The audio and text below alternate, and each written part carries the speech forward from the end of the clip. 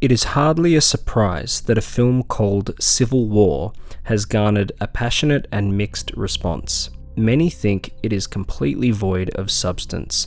However, I found it to be a superb bit of filmmaking, and one of the best films I've seen so far in 2024.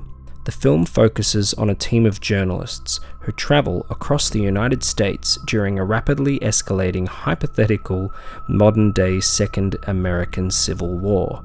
This is the most expensive film that A24 has ever produced, and it proves that you can make a film for $50 million that looks like it was made for $100 million. The lighting, the colours, everything looks so crisp. The film is really beautiful to look at. So many Hollywood films have had really overblown budgets of late, hardly any of which actually look good at all. It's kind of baffling actually. In my opinion, A24 are the best studio in the game at the moment. Yes, they have a certain brand of cinema that isn't going to appeal to everyone, but they care about cinema as an art form, allowing talented young filmmakers to create original and inventive films. I am so happy that they are venturing into more blockbuster territory. It isn't at the expense of great filmmaking, but it will help them to finance some of their more niche ventures going forward.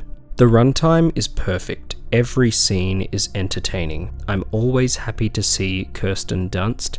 She is phenomenal here.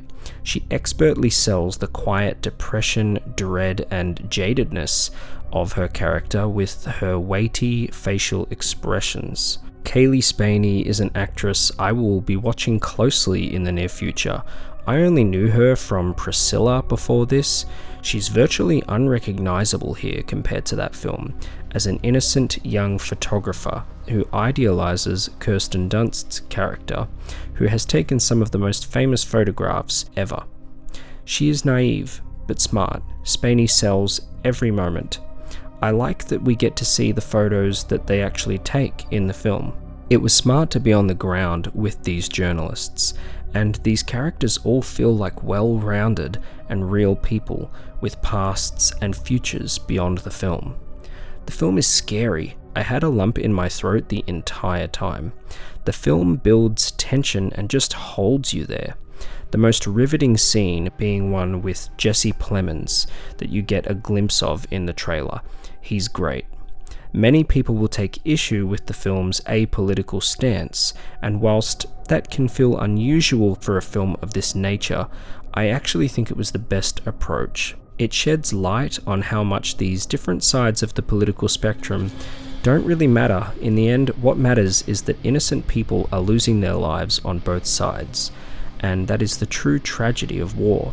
No argument is ever worth dying over.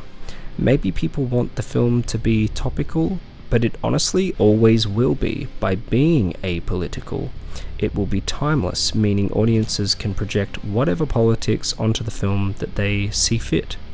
War is war. It is always the same. It is always sad. It is always wrong. The details don't really matter in the end. Many citizens in the film use the war as an excuse for violence and power, nothing more. They don't care about the politics themselves. We don't need every film to preach to us. I'm kind of getting sick of it of late, to be honest. This was sort of refreshing in that way. I can totally understand if it makes the film feel hollow, shallow, or thinly written for you, but it's more of a character-focused piece.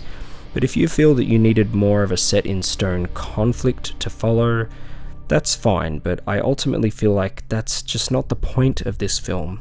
Writer-director Alex Garland of Ex Machina and 28 Days Later fame gives us one of the most well-made films of 2024, proving that studios should hire experienced artists to direct blockbusters. He toes the line between not alienating general audiences and not diluting the creativity too much for cinephiles, ticking as many boxes as possible. Don't let this one pass you by. I thought it was great. Vote with your wallets. This is what we need more of from Hollywood.